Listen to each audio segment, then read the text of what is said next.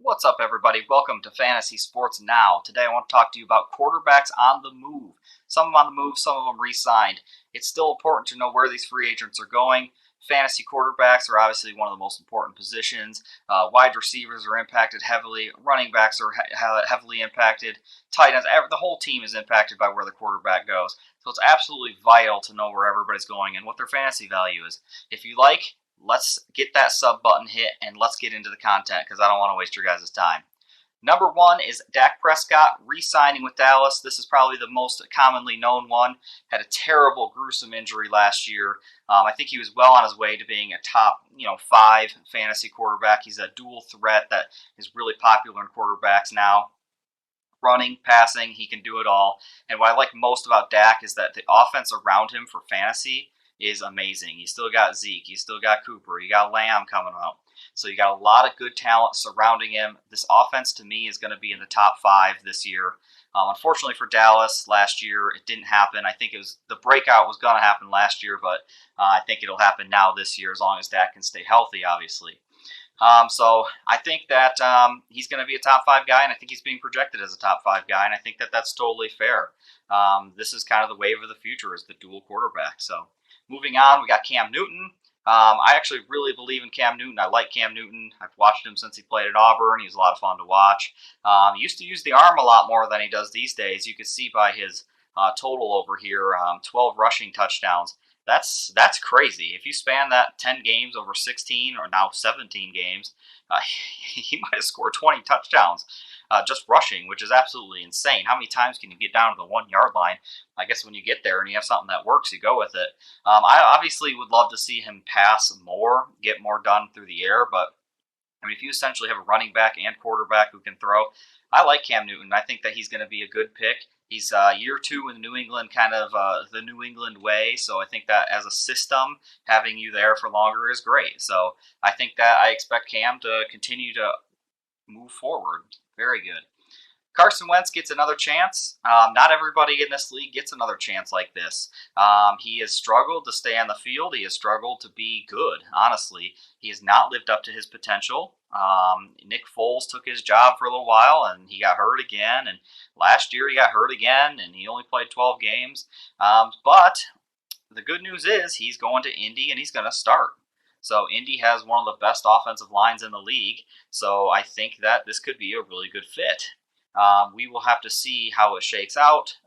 I think this is basically a put up or shut up year for Wentz. Rather he is going to soar into that category that we thought he could be, or he is going to plummet and be irrelevant for the rest of his career.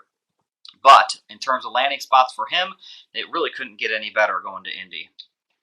Next, we have Jameis Winston. I actually I owned Jameis Winston in 2019 in Tampa Bay, and he was awesome. He is like truly, I say fantasy gold here. He really is. This isn't good necessarily for winning football games in New Orleans, having Jameis Winston as your quarterback, kind of like Tampa Bay. You saw what happened when they get that winning quarterback as opposed to the fantasy quarterback.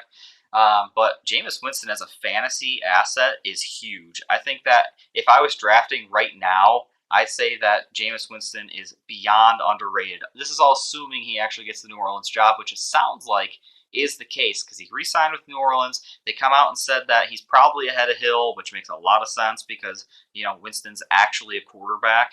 So it's also the second year in the system, so he's not a free agent that's got to come in and learn. It's a proven offense with proven commodities. Michael Thomas, Harris is out there. So it's just like this guy has all the potential in the world to go off, and I hope that he does because I believe in him. Fitzpatrick, another guy that is on the move. He's always on the move. The true journeyman here. He's going off to Washington from Miami. It's going to be a very similar situation, it sounds like, to Miami. Washington's looking to draft another quarterback, and he's looking to maintain a starting spot. And it sounds like Washington is saying that they're going to do this whole pass the torch, kind of like they did with Tua. So we'll have to see what happens here. But Fitzpatrick, man, he keeps finding starting spots in this league. And props to him for being able to do it. And he stays relevant, and he outperforms everything, all the expectations. He always outperforms them. So I don't expect a whole lot from a fantasy perspective, but it's something to keep in mind. He's going to start again. So for him, that's why he's got the thumbs up there. Next is Andy Dalton. Andy Dalton, uh, this is such a catch-22 for me because Andy Dalton, I give him the plus here on the top because he's going from Dallas to Chicago. So for him, it sounds like he's going to start in Chicago. So for him and his personal fantasy value, that's like 2 thumbs up because he is relevant again. Obviously, last year in Dallas, he came after Dak got hurt. From my perspective, having owned a couple of Dallas receivers, I just couldn't stand watching Dalton out there. He just has no ceiling. At least like a Carson Wentz has the potential to be a superstar, whereas to me, Dalton is the epitome of like a game manager, and it's not the kind of thing you want to see for a guy like Allen Robinson or anybody from Chicago's offense. Maybe they'll draft somebody, but at the end of the day, the quarterback situation is not any better realistically than it was before, especially from a fantasy perspective. But Andy Dalton, for him and himself and his household, this is a massive thumbs up because guess who's starting again? Next, we'll talk quickly about the trade. My guy, Matt Stafford, going off to the Rams, and I think that Goff is the next one on there. So the last two here that are on the move were part of this trade. I actually think that this is one of those things where Matthew Stafford going to the Rams is a great actual football move. Matthew Stafford is going to go to the Rams, and I think he's going to win a lot of games. I think they're going to go to the playoffs, and I think they might win a few playoff games, and they might make a legitimate run. Now, for fantasy football, I actually think that it takes a hit for Matthew Stafford because the Lions, as I should know, always seem to be in these games where they're trailing and they need to pass a lot. Or they're just in this burn game where they're just chucking everywhere. And that's not going to happen with the Rams. The Rams have a good defense. They have a pretty good run game, probably the best running game that Matthew Stafford's ever seen. So for me, with a good run game and a good defense, they're not going to need to throw the ball quite as much. So Matt Stafford isn't going to rack up yards and touchdowns like I feel like he has in the past. So for me, from a fantasy perspective, I have the neutral, but I really feel like it might be a tiny smidge down just because of those factors. He's not going to be gunslinging it like he used to. And maybe he will, but I don't think it's going to be as necessary as it has been in the past. And then the last one is the opposite side of that. It's basically the exact same argument, but the other way around. Jared Goff kind of lived and died by the good defense and good run game.